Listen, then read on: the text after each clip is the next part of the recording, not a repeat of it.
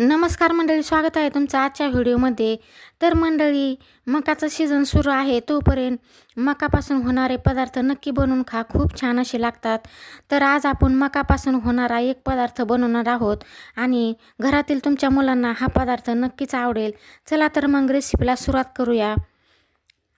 तर इथे मी 1 प्लेट मकाचे दाणे सोलून घेतलेले आहेत. तर आता हे दाणे मिक्सरच्या भांड्यामध्ये टाकून आपल्याला जाडसर वाटून घ्यायचे आहेत. त्यासाठी इथे मी मिक्सरच्या भांड्यामध्ये 4 हिरव्या मिरच्या आणि थोडंसं आलं किसून टाकलेलं आहे आणि यामध्येच आपल्याला मकाचे दाणे टाकायचे आहेत आणि पल्स मोडवरती हे फिरवून घ्यायचं आहे.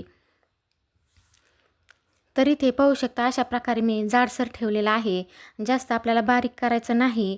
तर आता हे एका बाउलमध्ये काढून घेऊ. तर आता या मिश्रणामध्ये आपल्याला रवा टाकायचा आहे. तर छोट्या वाटीने 2 वाट्या रवा टाकायचा आहे. तर रवा मी जाडसर घेतलेला आहे, बारीक घेतला तरीही चालेल. तर 1 वाटी आपल्याला बेसन पीठ टाकायचं आहे, अर्धी वाटी तांदळाचं पीठ टाकायचं आहे. तर आता 1 वाटी आपण दही टाकू. दही इथे आपल्याला जास्त आंबट असलेलं घ्यायचं नाही, फ्रेश दही घ्यायचं. तर चवीनुसार मीठ टाकायचं आहे. आता हे सगळं मिक्स करून घेऊ. तुम्ही जर माझ्या चॅनलवर नवीन असाल तर व्हिडिओला लाईक करा, शेअर करा, सबस्क्राईब करा आणि कमेंटद्वारे कळवा की तुम्हाला ही रेसिपी कशी वाटली. आणि हाईपचे पॉईंटसुद्धा नक्की द्या.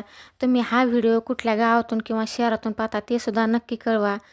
तर इथे पीठ मला थोडंसं घट्ट वाटलं म्हणून यामध्ये मी अजून थोडंसं दही टाकलेलं आहे. तर इथे एकूण 1.5 वाटी दही टाकलेलं आहे आणि झाकण ठेवून 15 मिनिट रवा फुलण्यासाठी भिजवून देऊ. तर इथे 15 मिनिटानंतर तुम्ही पाहू शकता, छान असं आपलं हे मिश्रण तयार झालेलं आहे. जास्त पातळसुद्धा नाही. तर अशा प्रकारे आपल्याला थोडंसं घट्टच ठेवायचं आहे. तर यामध्ये मी टाकलेली आहे थोडीशी कट करून कोथिंबीर आणि कट करून कांदा टाकलेला आहे. तुमच्या आवडीनुसार यामध्ये तुम्ही भाज्या ॲड करू शकता. तर आता हे सगळं मिक्स करून घेऊ. आता इथे टाकलेला आहे थोडासा खाण्याचा सोडा टाकलेला आहे, अगदी पाव चिमूटभर खाण्याचा सोडा टाकलेला आहे आणि त्यावरती थोडंसं 1 चमचा पाणी टाकून मिक्स करून घ्यायचं आहे. आता इथे 1 छोटी वाटी अख्खे मी मकाचे दाणे टाकलेले आहेत.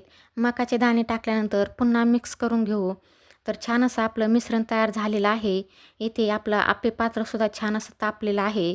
तर सगळ्या साच्यामध्ये तेल टाकून मकाचा एक दाणा आपल्याला त्यामध्ये टाकायचा आहे, जेणेकरून आपल्या आप्यावरती हा दाणा छान असा दिसेल.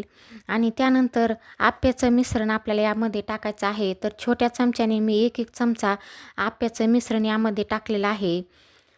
तर साईडने आपल्याला जे साचे आहेत ते आधी भरवायचे आहेत आणि त्यानंतर मधले साचे भरवायचे आहेत, कारण मधले जर तुम्ही आधी भरले तर जळतील.